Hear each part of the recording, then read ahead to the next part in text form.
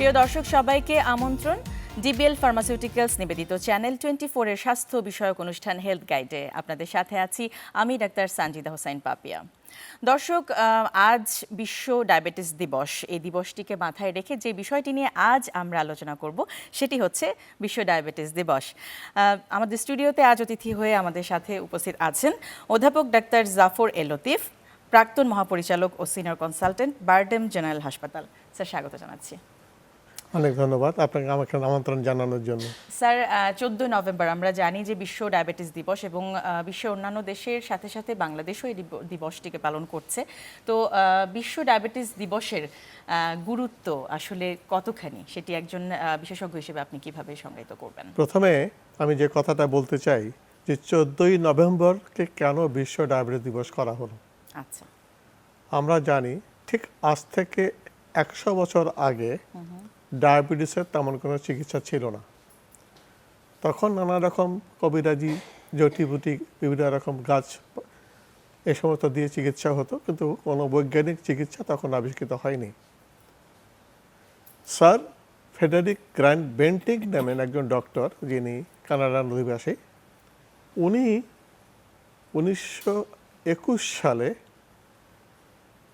August মাসে মোটামুটি প্রমাণ করলেন যে ইনসুলিন দিয়ে একটা চিকিৎসা করলে ডায়াবেটিস কমতে পারে। এই স্যার ফ্রেডারিক বেন্টিংয়ের জন্ম তারিখ হলো 14ই নভেম্বর 1889।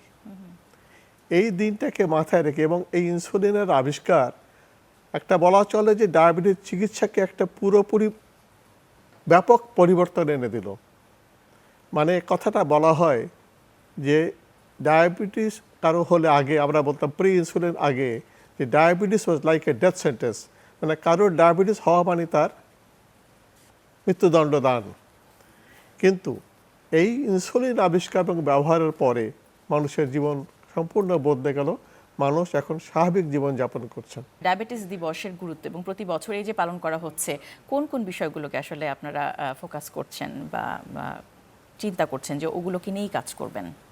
এখন জিনিসটা হচ্ছে যে আমরা জিনিসটা যেটাকে চিন্তা করছি যে বিশ্ব ডায়াবেটিস দিবসের সবচেয়ে বড় গুরুত্ব কোথায়। এখন বিশ্বব্যাপী উন্নত, উন্নয়নশীল দেশ, অনুন্নত সব দেশে ব্যাপক হারে এখন ডায়াবেটিস রোগীর সংখ্যা বাড়ছে, কিন্তু ডায়াবেটিসের সেবা গ্রহণ করার মতন আর্থিক বা পারিপার্শ্বিক অবস্থা সমস্ত এলাকায় নাই।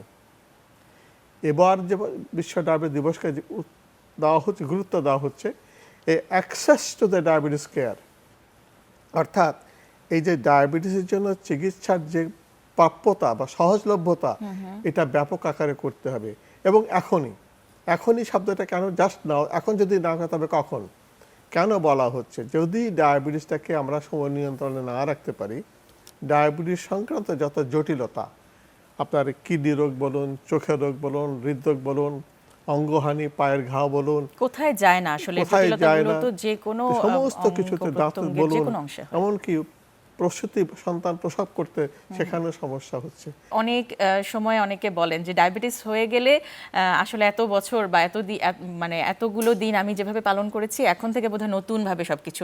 আসলে আপনি কি বলবেন যে আসলে কি সবকিছু নতুন করে ফেলতে হয়? জিনিসটা আমি অন্যভাবে বলি, যাদের ডায়াবেটিস জীবন হয়নি তারা অনিয়ন্ত্রিত জীবনযাপন করছেন। তারা খাওয়াতে সচেতন নন, শরীরের ওজনে সচেতন নন, কায়িক পরিশ্রমের ব্যাপারে সচেতন নন। এই সচেতন না থাকার ফলে তাদের ডায়াবেটিস হয়েছে। যদি তারা প্রথম থেকেই সচেতন থাকতেন, আমি সবসময় বলি একটা কথা, স্লোগানের মতোই শোনায় অনেকটা, আমি পরিমিত ভোজন,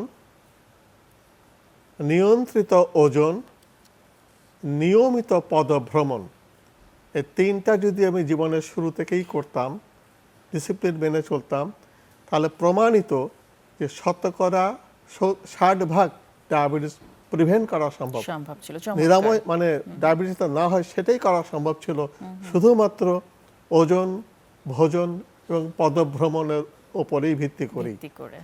এই জিনিসটা যখন করা হয়নি তার ডায়াবেটিস হয়েছে। সুতরাং এখন থেকে আমরা বলি না যে আপনি খাবেন না, আমি বলবো আপনার খাওয়া, আপনার পরিমিত খাওয়া, আপনার নিয়ন্ত্রিত ওজন, আপনার কায়িক পরিশ্রম এটা আপনার, এটা আগে করলে ভালো হতো, এখন রোগ হয়ে গেছে, এখন করবেন কেন না?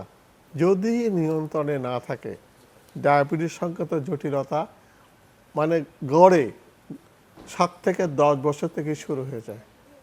হয় প্রস্রাবে অ্যালবুমিন চলে যাওয়া, বা চোখে কোনো সমস্যা হওয়া, হাত পা জ্বালা পোড়া করা, এই ধরনের আস্তে আস্তে আস্তে জিনিসগুলো শুরু হয়। সুতরাং চিকিৎসা, যদি আরেকটা কথা বলা হয় যে যদি অল্প বয়সে ডায়াবেটিস ধরা পড়ে, মানে অ্যাগ্রেসিভ চিকিৎসা, মানে জরুরি চিকিৎসা, বলা হয় যে প্রথম কয়েক বছর যদি ডায়াবেটিস সুনিয়ন্ত্রণে থাকে, মানে নতুন ডায়াবেটিস হচ্ছে 5-7 বছর যদি ভালো সুনিয়ন্ত্রণে রাখতে পারি, পরবর্তী পর্যায়ে যদি ততক্ষণ সুনিয়ন্ত্রণে নাও থাকে তবু তার জটিলতা অনেক কম হয়। সুতরাং তার মানে ধরা পড়ার পরপরই কয়েকটা বছর হচ্ছে বেশি, অনেক অনেক বেশি জরুরি বা গুরুত্বপূর্ণ। ডায়াগনোসিসের প্রথম কয়েকটি বছর এইটা যদি খুব সিরিয়াসলি কেউ ডায়াবেটিস নিয়ন্ত্রণ করে, বৈজ্ঞানিক গবেষণা দেখা যায় আমরা কিন্তু প্রথম দিকে খুব মানে গা হাত পা ছেড়ে দিয়ে বসে থাকি, পরবর্তীতে যখন বেশি হয়ে যায় ইনসুলিনের উপর ডিপেন্ড করে জটিলতা ফেলি, হয়ে গেলে তখন লোকে দৌড়াদৌড়ি করে। সেটি হয় সাধারণত। কিন্তু কারো যদি কিডনি একবার খারাপ হয়, এটা স্বাভাবিক হওয়ার সম্ভাবনা নেই। কারো যদি রেটিনোপ্যাথি, চোখে রক্তক্ষরণ হয়, এটা সম্পূর্ণ নর্মাল করার কোনো পদ্ধতি নাই। আসলে কারো যদি পায়ে ঘা হয়, হয়তো ঘা নিয়ন্ত্রণ করা যেতে পারে, কিংবা পা যদি কাটতে হয় সেটা নিয়ন্ত্রণ করার কোনো উপায় নেই। আমাদের চিন্তা হবে যেন রোগটা না এগুলো না হয়, এবং সেটির জন্য ডায়াবেটিসটাকে নিয়ন্ত্রণে রাখা ছাড়া অন্য কোনো বিকল্প নেই।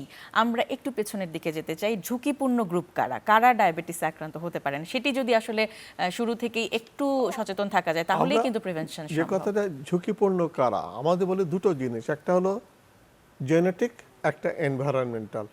কারো যদি বংশে ডায়াবেটিস থেকে থাকে, বাবা মা বা আত্মীয় স্বজন, ঘনিষ্ঠ রক্ত সম্পর্কে আত্মীয় স্বজন, তাদের জেনেটিক্যালি তারা একটা ঝুঁকিতে আছেন।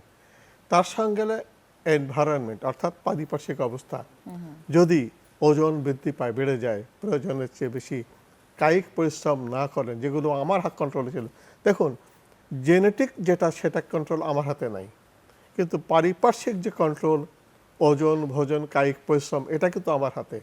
সুতরাং এই যাদের জেনেটিক ঝুঁকি আছে, বংশগত ঝুঁকি আছে, তারা যদি এই ধরনের পারিপার্শ্বিকতাকে ইনসাল্ট করেন বা অবহেলা করেন, তাদের মধ্যে ডায়াবেটিস অবধারিতভাবে হয়ে যাবে। তাদের মধ্যে যাদের ওজন বেশি, যারা ঘন ঘন সন্তান প্রসব করেন, যাদের কায়িক পরিশ্রম মোটেই করেন না, এই ধরনের জিনিসগুলোকে যারা করবেন তারাই বেশি ঝুঁকিপূর্ণ। একেবারেই।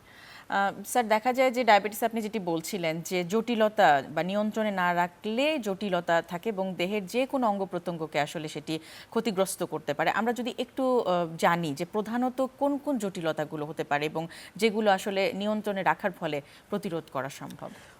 একটা কথাই শুধু বলে আপনার প্রশ্নের উত্তর আমি একটা কথাই বলতে পারি যে ফ্রম হেড টু টো, চুলের গোড়া থেকে শুরু করে নখের আগা পর্যন্ত সব জায়গায় ডায়াবেটিস সংক্রান্ত জটিলতা হতে পারে।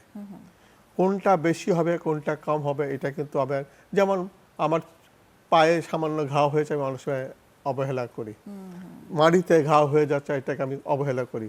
আমি চিন্তিত হই কখন যখন কিডনি আক্রান্ত হয়, বলে আমার কিডনি তো খারাপ হয়ে গেছে, এখন কি করব। বা কারো যদি চোখে রেটিনোপ্যাথি হয় তখন কি করবে, তখন দৌড়াদৌড়ি হয়। কিন্তু হেড টু টো, মানে চুলের গোড়া থেকে শুরু করে পায়ের মাথা পর্যন্ত সবখানি আক্রান্ত হতে পারে। কারণ শরীরে সব জায়গায় রক্তনালী আছে, রক্তে যদি সুগার বা শর্করা বেশি থাকে, এই রক্তনালীগুলো তার স্বাভাবিক কাজকর্ম, রক্ত চলাচলকে ব্যাহত ঘটবে, ফলে সমস্ত অর্গান, সমস্ত জিনিসই আক্রান্ত হতে পারে। তবে জিনিসটা যে আমি একাও বললাম যে এই তিনটাকে আমরা বেশি, আমাদের পেশেন্টরা বেশি গুরুত্ব দিয়ে থাকে, সেটা হলো কিডনি, চোখ এবং হৃদরোগ। আরেকটা বিষয় স্যার, খুব আমরা ইদানিং দেখি যে ডায়াবেটিক ফুট, যেটিকে আসলে আমরা বলি যে পায়ের ডায়াবেটিস রোগীদের পায়ের বিভিন্ন ধরনের সমস্যা হতে পারে। আপনি যেটি শুরুতেই বলেছিলেন যে মানে একটা ছোট্ট একটা ঘা থেকে আসলে অনেক বেশি জটিল অবস্থা হতে পারে, এটি সম্পর্কে একটু জানতে চাই, কারণ খুব বেশি দেখছি। জিনিসটা হচ্ছে কি, আমার জিনিসটা হচ্ছে যে দেখুন, আমরা আজকে চিন্তা করে দেখুন, আমাদের পরিবার পায়ে, আমাদের শরীরের সবচেয়ে আঘাতপ্রাপ্ত অংশ কোনটি? সেটা পা। আমি হাঁটছি, আমি চলছি ফিরছি, পায়ে কিন্তু আঘাত আমার বেশি লাগছে হাতের তুলনায়, মুখের তুলনায় বা শরীরের অন্য অঙ্গের তুলনায়। অলওয়েজ ট্রমাটাইজড পা। অথচ সবচেয়ে নেগলেক্টেড অর্গান হচ্ছে পা। আমরা পা দেখি না। আমি মুখ ধুচ্ছি 5 বার, হাত ধুচ্ছি 7 বার, এখন তো করোনার কোমরে আরও কয়েকবার বেশি হাত করছি, কিন্তু পাকে ধুয়েছি? আমি বাইরে থেকে ঘুরে এলাম, আমার পায়ে কি কোথাও কাঁটা ফুটেছিল বা কোথাও একটু আঘাত লেগেছিল, আমি কি পা দেখেছি? সেই জন্য যে কথাটা বলা হয়, পায়ের যত্ন একটা আলাদা জিনিস। একজন ডায়াবেটিস রোগী, আমি যে কথা বলি, অন্তত দিনে একবার, বিশেষ করে সারাদিনের কাজের শেষে সন্ধ্যায় তার পাটা পরীক্ষা করে দেখবেন যে পায়ে কোনো আঘাত বা কিছু হয়েছে কি না। মানে পায়ের যত্ন মুখের যত্নের এবং মতো। অনেক সময় কিন্তু স্যার আপনিও ভালো জানেন নিশ্চয়ই যে ডায়াবেটিস যারা রোগী রয়েছেন তাদের ক্ষেত্রে কিন্তু মানে পায়ের যে সেন্সেশনটা, অনুভূতিটা, সেটাও কিন্তু অনেকটা কমে যায়। সেটাই তো আমি বলছিলাম যে যদি দীর্ঘদিন ডায়াবেটিস অনিয়ন্ত্রিত থাকে, তাহলে পায়ের অনুভূতি কমে যাবে এবং সেক্ষেত্রে কিন্তু কোনো আঘাত পেলেও সে বুঝতে পারবে কেয়ারটাকে না। খুব বেশি ইম্পর্টেন্ট দিতে হবে পায়ের জটিলতাকে, যদি প্রিভেন্ট করতে চাই আমরা বা প্রতিরোধ করতে চাই। পায়ের যত্ন একটা আলাদাভাবে অবশ্যই করতে হবে। এবং এই যে জুতা বা যেটা আমরা ব্যবহার করব, যেটা আমরা বলা হয় যে নরম জুতা, যেটা পাকে বা আঘাত করবে না, ঘষা দেবে না, খুব টাইট জুতা নয়, এই ধরনের সফট জুতাকেই আমরা ব্যবহার করার পরামর্শ দিয়ে থাকি। খালি পায়ে বাইরে হাঁটাহাঁটি করার জন্য পরামর্শ দেব না। সুতরাং এই ধরনের আঘাত পেলে যদি কারো পায়ের অনুভূতি কম থাকে, সামান্য কেটে গেলে উনি টের পাবেন না, পরে কিন্তু সেটা জটিল ইনফেকশন আকারে বড় আকার ধারণ করতে পারে। সুতরাং পায়ের যত্নটা হাত পা মুখের যত্নের মতোই সমানভাবে দেখতে হবে। আমি একটা কথা অনেকে বলি যে যারা আমাদের দেশে আছেন, বাংলাদেশে বেশিরভাগই মুসলিম, তারা বেশিরভাগই অনেকে নামাজ পড়েন। আমি শুধু একটা কথাই বলবো, আপনাকে বেশি কিছু করতে হবে না। আপনি যে অজু করেন, অজুর সময় যে নিয়মে অজু করতে হয়, পায়ে যেভাবে বুঝতে হয়, সেটা যদি আপনি করেন, তাহলে সেটা মেইনটেইন করলে কিন্তু হচ্ছে বোঝা, মানে নজরটা চলে যায় পায়ের উপর, এবং তখনই কিন্তু অনেকটা লক্ষ্য করা যায়। 5 বার অজু করলে 5 বার যদি ভালো করে আমি পাটা দেখি বা মুছে ফেলি, তাই তো পায়ের যত যথেষ্ট। আলাদা করে নতুন কিছু করার প্রয়োজন পড়ে না।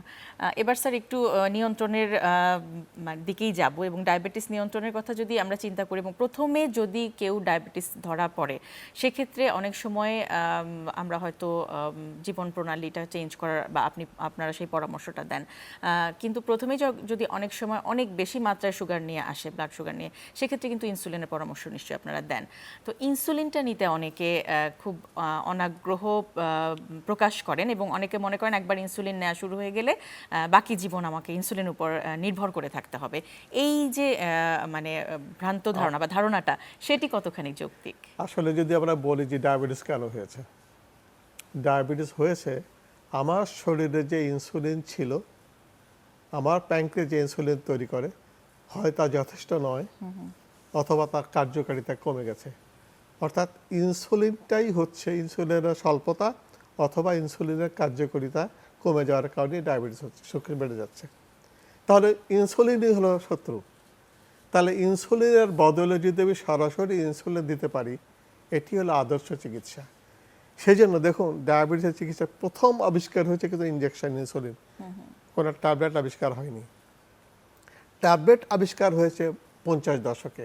কারণ ওই যে আপনি যে কথা বলেন, লোকের ইনসুলিন নিতে অনীহা, ইনজেকশন নিতে অনীহা, এরকম অনীহা, অনেক কারণেই মানুষ ইনসুলিন নিতে চায় না। ট্যাবলেট কি করে? ট্যাবলেট হয়তো ইনসুলিনকে উৎপাদনে সাহায্য করে, অথবা ইনসুলিনের যে কার্যকারিতা, তাকে অ্যাকশনটাকে একটু দৃঢ় করে, যেটুকু ইনসুলিন তার অ্যাকশনটাকে দৃঢ় করে। এবং ইনসুলিনের কার্যকারিতা এখানে সর্বোচ্চ, সেটি আমরা জানি স্যার। মানে কিন্তু একেবারে শেষ দিকে চলে এসেছি, এই ট্যাবলেটের একটা সীমাবদ্ধতা আছে। এটা কিন্তু অনন্তকাল, চিরকাল ইনসুলিন তৈরি করতে পারবে না। তখন তাকে ইনসুলিনের বিকল্প ছাড়া আর কোনো কিছুই করা যাবে না। তবে একটা আশার কথাই বলে দিই, খুব শিগগিরই ভবিষ্যতে এমন ইনসুলিন আসবে যে সপ্তাহে একটা ইনসুলিন ইনজেকশন আকারে এবং মুখে খাওয়ার ইনসুলিন আগামী দশকেই আমরা হয়তো আশা করতে পারি। প্রিয় দর্শক, ডায়াবেটিস দিবস উপলক্ষে ডায়াবেটিস নিয়ে বেশ কিছু গুরুত্বপূর্ণ তথ্য এবং পরামর্শ আমরা শুনছিলাম আমাদের আজকের অতিথির কাছ থেকে। এই ছিল আমাদের ডিবিএল ফার্মাসিউটিক্যাল আজকের হেলথ গাইডে। এতক্ষণ সাথে থাকার জন্য অনেক অনেক ধন্যবাদ আপনাদের সবাইকে।